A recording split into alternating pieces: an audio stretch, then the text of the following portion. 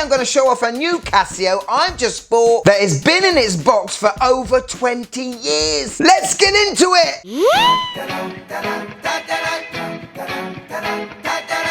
Yes, and welcome to the Man Watch Collector Show. And today, very exciting, I've got myself a new watch. More specifically, new old stock. Yes, I'm constantly looking around the interwebs trying to find great quirky Casios, new and old, that could complement my vast Casio collection. And if you followed the channel long enough, I like to frequent a local watch shop that still appears to be stuck in the year 2000. In actual fact, I have found many new old stock Casios, untouched for at least 10, 15, almost 20 years, that have long been discontinued, but are absolute Casio bangers. And just when I thought I sucked this shop dry of any good Casios, Sue, the owner, delves into a store cupboard, which I think is a time machine, and she manages to pull out some new old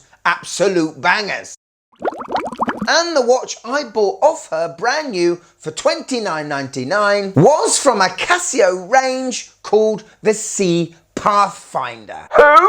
I know, not many people have heard of it. In the late 90s, Casio tried to jump on the back of a growing market for hobbies outdoors and with water. And these were fantastic Casios that had specific features for water sports or water recreation, such as depth gauges, water temperature sensors, digital compasses, and in the watch I bought, there's a tide graph and a moon phase to help mariners check tides or changes to the ocean's current. These watches were more contoured or slimmed down to reduce them getting caught on clothing or sails in a boat or getting snagged on a shark.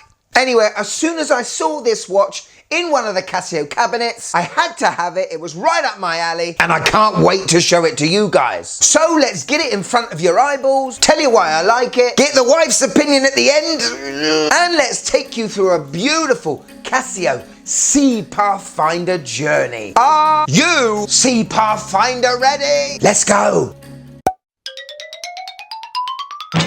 So, ladies and gentlemen, here we have the SBS-300. And if I can find any Casio that has words or different text that is different to any other Casios out there, I am on it. Like Sonic, with that Sea Pathfinder text etched into the resin case at the top. I was next to the chip and pin machine in a flash. Now, this watch was released in 1999, and it only had a shelf life for like 5 to 6 years. But people, how cool does this look? Definitely has those late 90s look to it. Casio went a little bit more organic in those times. No jagged out edges, no bulky parts sticking out, just a very compact looking sports watch. And before we go on about the design, take a look at that screen, will ya? For a 27-year-old watch, look how crystal clear Casio used to make their displays. And it doesn't matter what angle you're looking at it from, it is superb. Anyway, we've got a resin case with 4 like organic pushers to either side of the watch. What really drew me to this thing was the blue and the red that fills the concave, almost like chaptering, that sinks down into, I believe, an acrylic glass. The display is fantastic. Love the case back. Like I said, I'm always trying to look for differences in Casios, and to find a case back with the Sea Pathfinder logo etched in, it's a great addition to the collection. The strap is very unique as well. The lug to lug is around 16 millimeters, but the way the strap works, it sort of blends into this 22 millimeter width case. We have a very G-Shock lip that sits on the case back, making the strap very sturdy. The watch's case itself is around 39 millimeters. It's just over 13 millimeters thick. The display is separated in 3 sections. We have the moon phase animation in the top left, and then the tide graph that goes along under, and the majority of it is in the right hand side. Then we have our time display, and then that is separated by the day of the week, the month, and then the day. The module inside this, I think, is a 2572. The watch itself is 100 meters water resistant and has a 10-year battery life.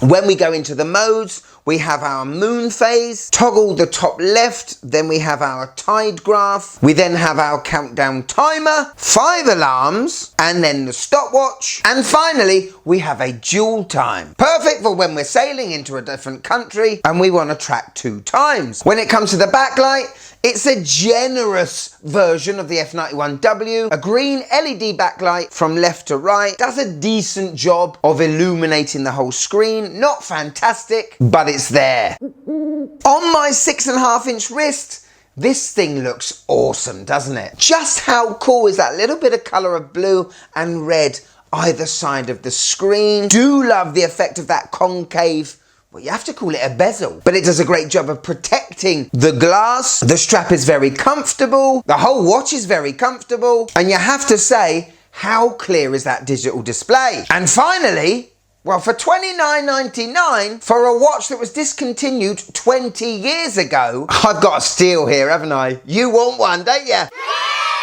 So there we go, the SPS-300 Sea Pathfinder. What do you guys think? Yes, it may not be a watch you can just go to Amazon and buy, but it's another example of just how good Casio were, showing off a range of Casios you might not have even heard of, because I didn't. Now, in the early 2000s, obviously G-Shock was strong, as well as Pro-Trek. G-Shock were nailing the water side. Pro-Trek were nailing the sort of field explorer side. So the Pathfinder, Sea Pathfinder range wasn't really needed. However, both of those ranges never really had a compact watch like this, and I definitely feel that this design could and should make its way back into the Casio fold. Pretty sweet! So here it is, my wise views of this new old SPS-300 Sea Pathfinder. Here we go. Don't like it. Looks like a cheap spaceman's helmet. Put it away. Oh well, I love you.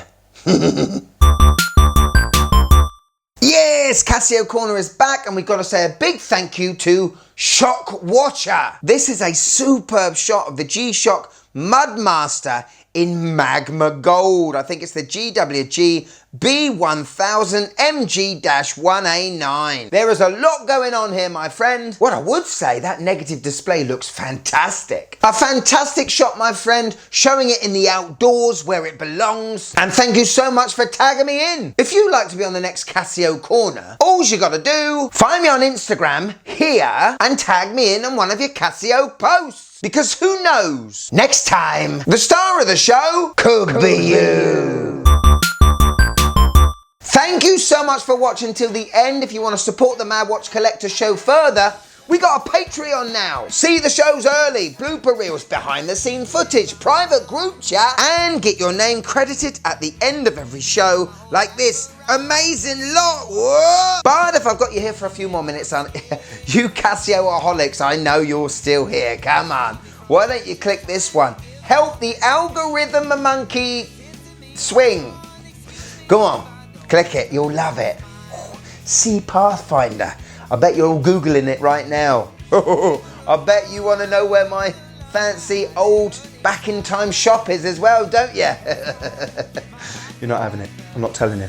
Click this one. Go on, click it. You'll love it. Click it. Click it.